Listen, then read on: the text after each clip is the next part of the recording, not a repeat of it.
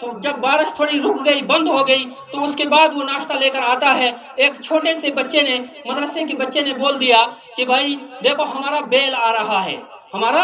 بیل آ رہا ہے۔ تو اس کے کانوں میں وہ آواز گئی، اس نے کہا، اس نے جو ٹوکری روٹی کی ٹوکری جو تھی سر پہ تھی، اور مدرسے کے اندر آیا اور قاری صاحب کو پھینکی وہ ٹوکری کی روٹی اور کہا کہ لے جو، آج کے بعد میں ان بچوں کو کھانا نہیں دوں گا۔ اس نے کہا کہ کیا بات ہوئی؟ کہا یہ بچے مجھے بیل کہہ رہے ہیں، میں اتنا بڑا آدمی ہوں، مالدار آدمی ہوں، بڑا عزت دار ہوں، اور آپ کے مدرسوں کے بچوں نے مجھے بیل کہا۔ تو اس نے کہا بھائی آپ نہیں کھلاؤ گے، اللہ انتظام کر دے گا، اللہ کھلا لے گا۔ تو وہ غصے میں چلا گیا۔ تو فرمایا کہ رات کو اس کو خواب آیا، اور خواب میں دیکھا کہ میدان حشر قائم ہے،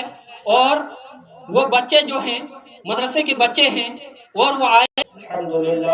الحمدللہ نحمده ونستعینه ونستغفره ونؤمن به ونتوکل علیہ ونعوذ باللہ من شرور انفسنا ومن سیئات اعمالنا من یهده اللہ فلا مضل له ومن يضلله فلا هادي له ونشهد ان لا اله الا الله وحده لا شريك له ونشهد ان سيدنا ومولانا محمدا عبده ورسوله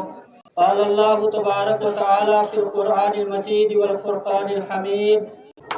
اعوذ بالله من الشيطان الرجيم بسم الله الرحمن الرحيم وما ارسلناك الا رحمة للعالمين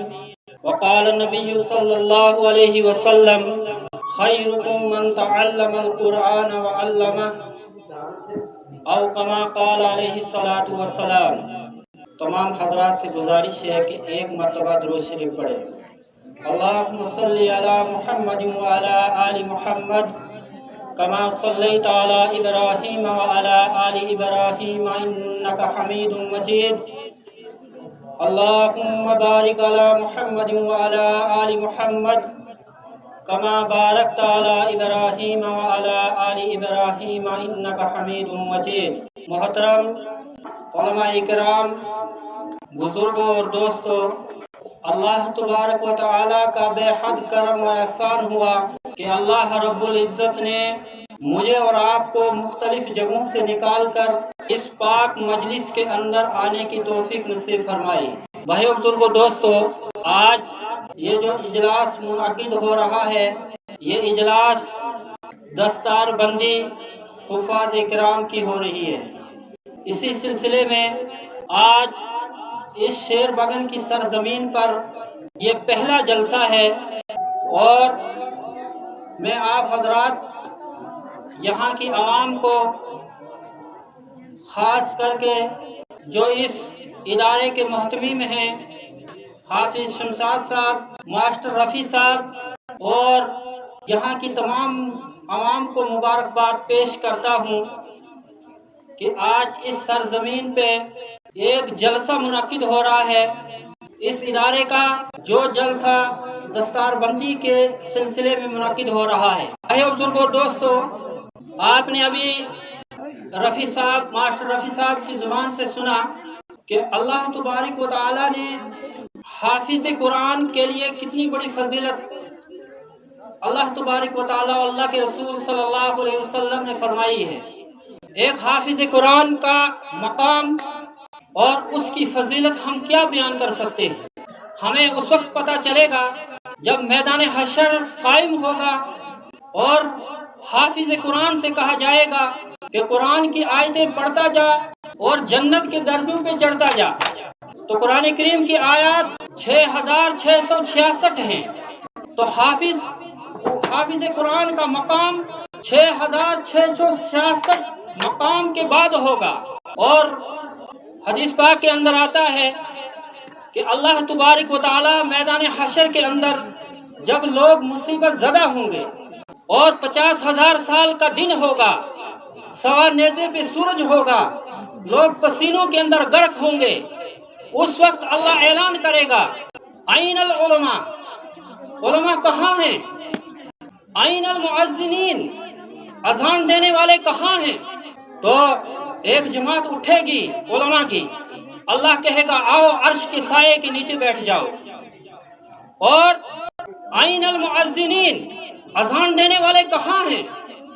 ایک جماعت اٹھے گی، اللہ کہے گا آؤ عرش کے سائے کے نیچے بیٹھ جاؤ، پھر اعلان ہوگا آئین الائمہ، امام مسجد کہاں ہیں؟ تو ایک جماعت اٹھے گی اور اللہ کے عرش کے سائے کے نیچے جو ہے بیٹھیں گے، پھر اعلان ہوگا کہ یہ 3 ایسی جماعتیں ہیں جو بغیر حساب و کتاب کے جنت میں داخل ہوں گے، ان کو کوئی حساب و کتاب نہیں ہوگا۔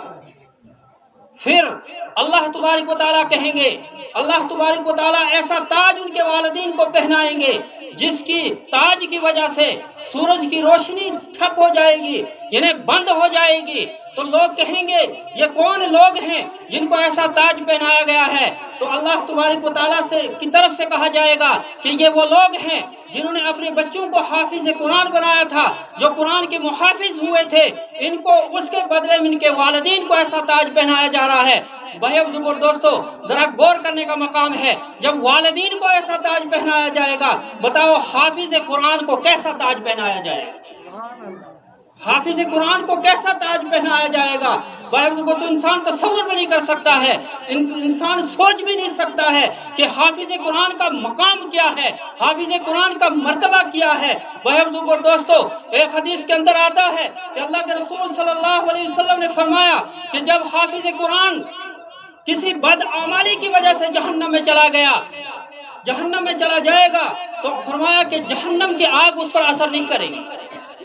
کیوں؟ کہ اس کے سینے میں اللہ کا قرآن ہے، وہ قرآن کا محافظ ہے، اللہ کا قرآن اس کے سینے کے اندر موجود ہے، اس لیے جہنم کی آگ اس پر اثر نہیں کرے گی۔ فرمایا کہ جہنم کی آگ اس پر اثر نہیں کرے گی، کیونکہ اللہ کا کلام وہ کلام ہے کہ جس کو آگ کھا نہیں سکتی ہے، اور حافظ قرآن جو ہوتا ہے وہ قرآن ہوتا ہے۔ فرمایا کہ میدان حشر کے اندر قیامت کے دن کچھ لوگ اپنی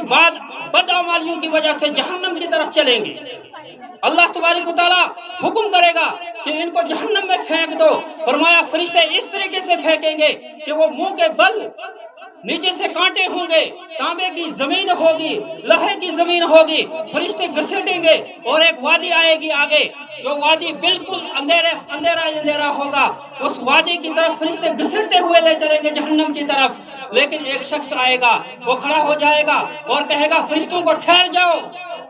فرشتوں کو کہے گا ٹھہر جاؤ۔ جس طرح ٹریفک والا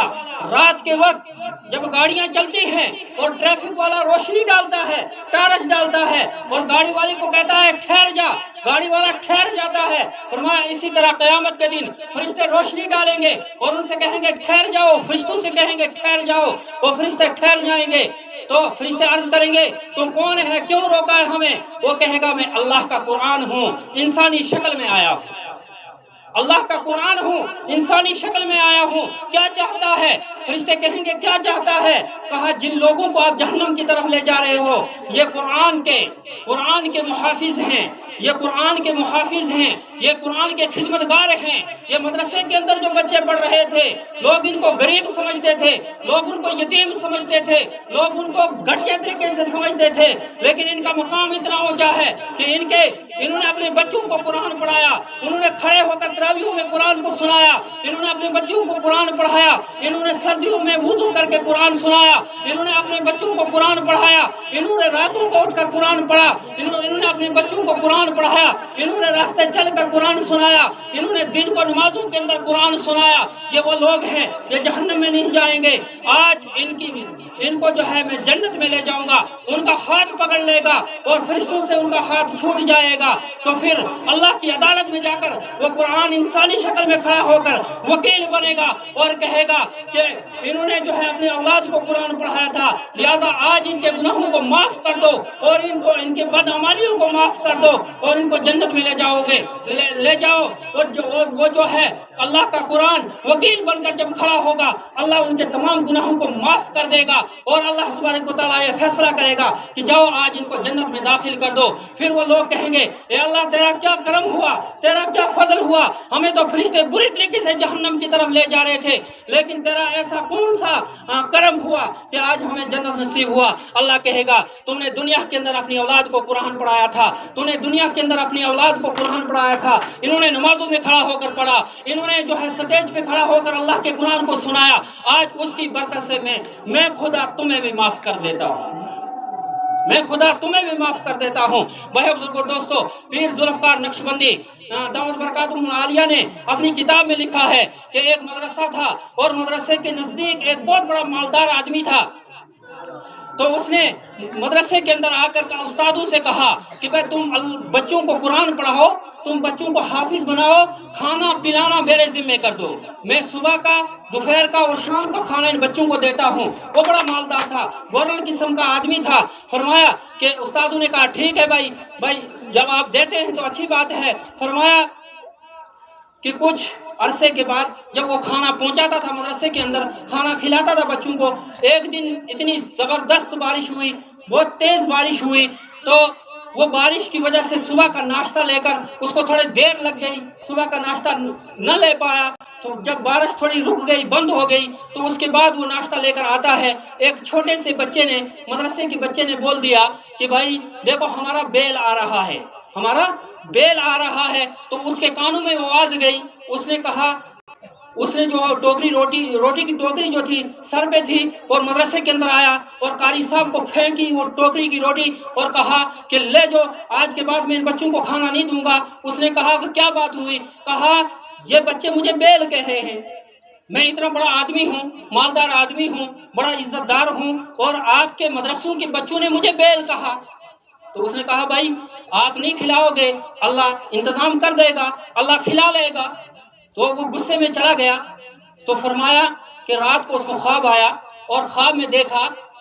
کہ میدان حشر قائم ہے اور وہ بچے جو ہیں مدرسے کے بچے ہیں، اور وہ آئے اور اللہ نے ان کو جنت کی طرف بھیج دیا۔ وہ جا رہے ہیں، آگے پل صراط آتا ہے اور پل صراط کے پاس وہ بچے ٹھہر گئے۔ ان میں سے جو بچہ بولنے والا تھا کہ ہمارا بیل آ رہا ہے، جس نے وہ بولا تھا، تو وہ بچہ بھی کھڑا ہے۔ دوسرے بچوں نے بتایا کہ بھائی تم کیوں رک گئے، کیوں ٹھہر گئے؟ تو اس نے کہا کہ وہ ہمارا بیل نظر نہیں آ رہا ہے، وہ بیل کہاں ہے؟ وہ بیل بھی ہم اپنے ساتھ لے کر جنت میں جائیں گے، تب تک ہم جنت میں نہیں جائیں گے۔ وہ خواب دیکھ رہا ہے، وہ مالدار جو مدرسے کے اندر روٹی پہنچا رہا تھا۔ تو پھر وہ جاگا، تو اس نے توبہ کی اور صبح کے وقت دوڑتا ہوا مدرسے کے اندر پہنچا کہ قاری صاحب مجھے معاف کر دو، آج کے بعد جب تک یہ میں زندہ ہوں تب تک ان بچوں کو کھانا پہنچاتا رہوں گا اور کھانا دیتا رہوں گا۔ تو قاری صاحب نے بتایا کہ بھائی اللہ کے بندے، آپ تو یہاں غصے میں ہو کر واپس چلے گئے تھے، آپ کو تو بڑا غصہ آیا تھا اور انکار کر دیا تھا، اب کیا ہوا؟ کہا مجھے رات کو خواب آیا اور خواب میں نے یہ خواب دیکھا، اس لیے میں نے توبہ کر دی اور میں جو ہے آج کے بعد ان بچوں کو کھانا پہنچاؤں گا۔ بھائی بزرگوں دوستو، عام طور پر آج لوگ یوں کہتے ہیں کہ بھائی اگر ہم مدرسے کے اندر بچوں کو تعلیم دلائیں گے تو پھر یہ کھائیں گے کیا،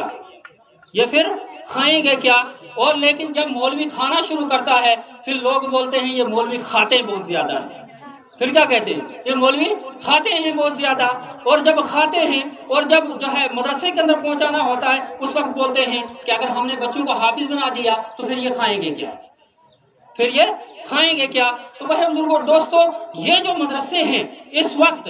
اس دور کے اندر دین اگر محفوظ ہے، دین اگر محفوظ ہے، اللہ کے رسول صلی اللہ علیہ وسلم کی سنت اگر محفوظ ہے، وہ صرف مدرسوں کے اندر محفوظ ہے، وہ صرف مدرسوں کے اندر دین محفوظ ہے۔ بھائی بزرگوں دوستو، اللہ کے رسول صلی اللہ علیہ وسلم نے فرمایا تھا ایک وقت آئے گا، ایک زمانہ آئے گا میری امت کے اوپر، ایسا زمانہ آئے گا، ایسا وقت آئے گا، تو فرمایا کہ ایک سنت کو زندہ کرنا اتنا مشکل ہو جائے گا، ایک سنت پر چلنا اتنا مشکل ہو جائے گا، فرمایا جیسے آگ کا انگارہ ہاتھ میں لینا مشکل ہے۔ جلتا ہوا انگارہ کوئی ہاتھ میں لے جائے کتنا بڑا مشکل ہے، فرمایا اتنا مشکل ہو جائے گا ایک سنت کو زندہ کرنا، اور آج وہی دور چل رہا ہے۔ وہ بزرگوں دوستو، معاف کرنا آج وہی دور چل رہا ہے، اور آج کا نوجوان، آج کا جو ہے بڑا، آج کا جو چھوٹا، نبی کا طریقہ کسی کو پسند نہیں ہے۔ آج اگر ہمیں طریقے پسند ہیں تو وہ غیروں کے طریقے پسند ہیں۔ وہ کس کے طریقے پسند ہیں؟ وہ غیروں کے طریقے پسند ہے۔ آج دین اجنبی ہو چکا ہے، آج دین ایک کونے میں کھڑا ہے اور وہ کہتا ہے کہ مجھے کوئی تھامے، مجھے کوئی پکڑے، مجھے کوئی سینے کے ساتھ لگائے۔ لیکن بھائی بزرگوں اور دوستو، آج دین کو کوئی سینے کے ساتھ لگانے والا نہیں ہے، آج کوئی دین کو اپنے اندر لینے والا نہیں ہے۔ بھائی بزرگوں اور دوستو، آج ہم اس اجلاس کے اندر آئے ہیں اور یہ نیت کر لیں کہ اس اجلاس کے اندر ہم کچھ لے کر جائیں گے، یہاں سے ہم کچھ لے کر جائیں گے، یہاں سے ہم کچھ لے کر جائیں گے۔ ورنہ بھائی بزرگوں اور دوستو، آئے اگر باتیں کرنے، آئے اگر گھومنے، آئے اگر تماشا دیکھنے، تو جیسے آئے تھے ویسے جائیں گے، جیسے آئے تھے ویسے جائیں گے۔ کنتم خیر امت اخرجت للناس، تم بہترین امت ہو۔ قرآن نے کہا تم بہترین امت ہو، اور بہترین امت اس لیے ہو کہ تم اس دین کو مضبوطی کے ساتھ پکڑو، تم مضبوطی کے ساتھ اس دین کو پکڑو۔ میری اللہ کے رسول صلی اللہ علیہ وسلم نے فرمایا کہ میں ضمانت دیتا ہوں اس شخص کے لیے جو دو چیزوں کو اپنی زندگی کے اندر مضبوطی سے پکڑے گا، ایک میری سنت اور دوسرا قرآن۔ یہ جو مضبوطی سے پکڑے گا، فرمایا میں ضمانت دیتا ہوں اس کو جنت میں جانے کی۔ تو بھائی بزرگوں دوستو، آج ہم خود غور کریں، جس دور کے اندر ابھی آپ ماسٹر رفیع صاحب سے سن رہے تھے کہ اللہ کے رسول صلی اللہ علیہ وسلم کو دنیا کے اندر مبعوث ہونے سے پہلے دنیا کا کیا حال تھا، زندہ لڑکیوں کو دفن کیا جاتا تھا۔ ایک مرتبہ اللہ کے رسول صلی اللہ علیہ وسلم مجلس کے اندر بیٹھے ہوئے ہیں، ایک شخص آیا اور کہنے لگا یا رسول اللہ صلی اللہ علیہ وسلم، میں آپ دعا کریں اللہ میرے گناہوں کو معاف کر دے۔ اللہ کے رسول صلی اللہ علیہ وسلم نے فرمایا کون سا گناہ آپ نے ایسا کیا ہے کہ آپ نبی کے پاس دعا کرنے کے لیے آئے ہو؟ کہا اللہ کے رسول صلی اللہ علیہ وسلم، میں نے بہت بڑا گناہ کیا ہے، وہ گناہ جو زمین سے بھی بڑا ہے، وہ گناہ جو آسمانوں سے بھی بڑا ہے، وہ گناہ جو پہاڑوں سے بھی بڑا ہے۔ تو اللہ کے رسول صلی اللہ علیہ وسلم نے فرمایا وہ کون سا گناہ ایسا ہے جو زمین سے بھی بڑا ہے، پہاڑوں سے بھی بڑا ہے، آسمان سے بھی بڑا ہے، اس کائنات سے بھی بڑا ہے، وہ کون سا گناہ آپ نے کیا ہے؟ تو اللہ کے رسول صلی اللہ علیہ وسلم مجلس کے اندر صحابہ کے اندر بیٹھے ہوئے ہیں، اس شخص نے بولنا شروع کیا، اے اللہ کے رسول صلی اللہ علیہ وسلم، جہالت کا زمانہ تھا، میرے گھر میں کوئی اولاد نہیں تھی، میں نے دعا کی اور 14 سال کے بعد اللہ نے مجھے اولاد عطا فرمائی، اور وہ بھی لڑکی کی شکل میں مجھے اولاد ملی، ایک لڑکی پیدا ہوئی۔ میں نے دل کے اندر یہ سوچا کہ اس لڑکی کو میں زندہ دفن نہیں کروں گا، کیونکہ مکہ کا یہ دور چل رہا تھا، مکہ کا یہ رواج تھا کہ جب لڑکی پیدا ہوتی تھی اس کو زندہ دفن کر دیا جاتا تھا، زندہ زمین کے اندر گاڑ دیا جاتا تھا۔ تو اللہ کے رسول صلی اللہ علیہ وسلم کو شخص نے بتایا میں نے ارادہ کیا کہ میں اپنی بچی کو دفن نہیں کروں گا، کیونکہ میرے گھر میں کوئی اولاد نہیں ہے، مجھے اللہ نے 14 سال کے بعد یہ اولاد عطا فرمائی ہے۔ تو فرمایا کہ جب 14 جو لڑکی پیدا ہوئی، 4 سال کی وہ لڑکی پہنچی، 3 یا 4 سال کی پہنچی، تو ابو جہل نے میرا گریبان پکڑا مکہ کے چوک کے اندر اور کہا تیرے گھر میں لڑکی پیدا ہوئی ہے، تو آج اس کو زندہ دفن کر دے، ورنہ میری پولیس، میری فوج، میرا قافلہ آئے گا اور تجھے بھی اور تیری لڑکی کو بھی زندہ دفن کر دے گا۔ تو میں نے ارادہ کیا، میں گھر آ گیا، میں نے بیوی سے کہا اس کو نہلاؤ، اس کو دھلاؤ، اس کو کپڑے پہناؤ، اس کے ماموں کے گھر پہنچا کر آتا ہوں، اس کے خالہ کے گھر پہنچا کر آتا ہوں۔ تو اللہ کے رسول صلی اللہ علیہ وسلم نے یہ بیان سن رہا ہے، اور وہ شخص گھر پہنچا، اس کی بیوی نے اس لڑکی کو تیار کیا، نہلایا، دھلایا، نئے کپڑے پہنائے، اور اس کے بعد اس نے اپنی کدالی کو بغل کے نیچے، اپنی رسی کو بغل کے نیچے چھپا کے جنگل کی طرف چل پڑا۔ اور راستے میں جب پہنچا تو وہ لڑکی کہتی ہے ابا جان یہ تو جنگل کا راستہ ہے، یہاں تو میرے ماموں کا کوئی گھر نہیں ہے، آپ تو گھر کے اندر مجھے کہہ رہے تھے میں تجھے تیرے ماموں کے گھر پہنچا دوں گا۔ تو اللہ کے رسول تو اس شخص نے کہا کہ چپ بیٹھ جا۔ وہ جنگل کے اندر پہنچا، اس نے کھڈا کھودنا شروع کیا۔ جب اس نے کھڈا کھودنا شروع کیا تو وہ لڑکی آتی ہے، باپ کو پسینہ نکلتا ہے، وہ اپنا رومال اٹھاتی ہے، باپ کو صاف کرتی ہے اور وہ مٹی نکالنے میں مدد کرتی ہے۔ وہ بچی، اب خود ہی اندازہ کرو کہ بچی باپ کے ساتھ کتنی محبت کرتی ہے۔ سارے بچوں والے ہیں جن کو بچیاں گھر کے اندر ہیں، وہ خود اس بات کو سوچیں کہ بچی باپ کے ساتھ کتنی محبت کرتی ہے، اپنے باپ کے ساتھ بیٹے سے زیادہ بچی محبت کرتی ہے۔ تو فرمایا کہ وہ پسینہ صاف کرتی ہے۔ جب کھڈا تیار ہوا، جب اس کے لیے وہ کھڈا تیار ہوا تو وہ بچی کو اٹھاتا ہے اور کھڈے کے اندر ڈال دیتا ہے۔ اب 4 سال کی بچی تھی اور اس بچی نے کہا ابا جان مجھے کیوں دفن کر رہے ہو، میرا کیا گناہ ہے، میرا کیا جرم ہے، میں نے کون سا قصور کیا ہے، آپ مجھے زندہ دفن کر رہے ہو، اور اگر مجھے گھر کے اندر بتا دیتے میں اپنی ماں کو آخری سلام کہہ کے آتی، اپنی ماں کو آخری بات کر کے آتی، اپنی ماں کو آخری سلام کہہ کے آتی، آپ نے مجھے گھر کے اندر بتایا نہیں، اور مجھے یہاں میرا کیا قصور ہے، میری 2 شرطیں ہیں، مجھے چھوڑ دو، میں جنگلوں کے اندر اپنی زندگی بسر کروں گی، میں ساری زندگی، دوسری شرط بتائی میں ساری زندگی تجھ سے کوئی کچھ نہیں مانگوں گی، تیرے سامنے کبھی حاضر نہیں ہوں گی، لہذا مجھے چھوڑ دے۔ مجھے وہ چلانے لگی وہ بچی، لیکن باپ کے اوپر اس وقت جہالت کا زمانہ تھا، علم نہیں تھا، قرآن نہیں تھا، نبی نہیں تھا، اس لیے جو ہے جہالت کا زمانے کے اندر اس باپ کو کوئی رحم نہیں آیا، اور اس نے اٹھائی ایک جو ہے مٹی کا تودا اٹھایا اور اس کے چھاتی پہ رکھ دیا اور ہمیشہ کے لیے اس کی آواز کو بند کر دیا۔ ہمیشہ کے لیے جب اس کی آواز بند ہوگی، یہ بیان نبی اکرم صلی اللہ علیہ وسلم کی خدمت میں کر رہا ہے، اللہ کے رسول صلی اللہ علیہ وسلم سن رہے ہیں تو چیخے مار مار کر رو رہے ہیں، صحابہ رو پڑے، چیخے مار مار کر رو رہے ہیں، تو جو ہے اللہ کے رسول صلی اللہ علیہ وسلم نے فرمایا اے ظالم شخص اتنا بڑا گناہ کیا، کیا تجھے جب وہ بچی چلاتی تھی، جب وہ بچی روتی تھی تو اس سے بھیک مانگ رہی تھی، تو نے جو ہے اس بچی پر رحم نہیں کھایا، تجھے ترس نہیں آیا، تو تیرے دل کے اندر جو ہے تیرے دل کے اندر ترس نہیں آیا، تو نے اس بچی پر رحم نہیں کیا۔ کہ اللہ کے رسول صلی اللہ علیہ وسلم ابو جہل کا ڈر تھا، جہالت کا زمانہ تھا، تو اللہ کے رسول صلی اللہ علیہ وسلم ایک روایت کے اندر آیا ہے کہ اللہ کے رسول صلی اللہ علیہ وسلم نے فرمایا تھوڑا دور ہٹ کے بیٹھ، آج 40 دن گزر چکے ہیں، آج 40 دن اس بچی کو دفن ہو چکے ہیں، لیکن آج بھی اس کی چیخیں میری کانوں میں آ رہی ہیں۔ 40 دن گزر چکے ہیں اس بچی کو دفن ہوئے، ایسا جہالت کا زمانہ تھا، لیکن اللہ تبارک و تعالیٰ نے مجھے اور آپ پر ترس کھایا، انسانیت پر ترس کھایا، اور رحمت العالمین حضرت محمد رسول اللہ صلی اللہ علیہ وسلم کو دنیا کے اندر بھیجا، اور اللہ کے رسول صلی اللہ علیہ وسلم کو دنیا کے اندر جب بھیجا تو عورت کو ایسا مقام دیا، بہت بڑا مقام اللہ کے رسول صلی اللہ علیہ وسلم کے عورت کو دیا، فرمایا کہ اگر یہ تمہاری بیوی ہے تو اس اللہ کے رسول صلی اللہ علیہ وسلم نے فرمایا قیامت کے دن یہ 2 انگلیوں کا اشارہ کیا، فرمایا وہ شخص میرے ساتھ ایسے ہوگا جو اپنی بیوی کے ساتھ اچھا سلوک کرتا ہوگا، کرتا ہوگا، اور یہ وہ عورت ہے جس کے بطن سے امام ابو حنیفہ پیدا ہوئے، جس کے بطن سے صحابہ پیدا ہوئے، جس کے بطن سے بڑے اولیاء کرام وجود میں آئے، شاہ فرید الدین بغدادی رحمت اللہ علیہ جیسے جو ہے ولی کامل پیدا ہوئے، اور جن کی برکت سے آج مسلمان ہیں ہم، جن کی برکت سے آج ہم جو ہے لا الہ الا اللہ محمد رسول اللہ صلی اللہ علیہ وسلم پڑھ رہے ہیں۔ بھائیو بزرگوں اور دوستو، یہ وہ عورت ہے جو اسلام کے اندر جس کو مقام ملا، جس کو عزت ملی، لیکن جہالت اللہ کے رسول صلی اللہ علیہ وسلم کے دنیا کے اندر مبعوث ہونے سے پہلے عورت کو زندہ دفن کر دیا جاتا تھا،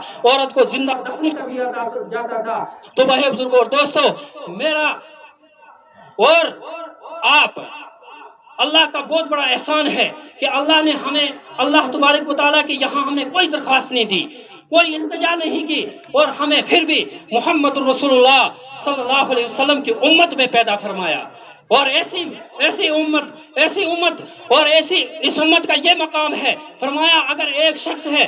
90 سال ہو چکے ہیں، ساری زندگی گناہوں میں ہو چکی ہے، ساری زندگی گناہ کرتے کرتے 90 سال عمر پہنچ چکی ہے، لیکن 90 سال کے بعد بھی اگر وہ توبہ کرتا ہے، اللہ کے دربار میں آ جاتا ہے اور سچے دل سے ہاتھ اٹھاتا ہے اور کہتا ہے اے اللہ تمام در چھوڑ کر تیرے در پہ آیا ہوں، اے اللہ تم میرے ساری زندگی کے گناہوں کو معاف فرما۔ ہماری اس امت کی یہ خصوصیت ہے کہ اللہ تبارک و تعالیٰ اس 90 سال کے بوڑھے کی ساری زندگی کو گناہوں کو معاف کر دے گا،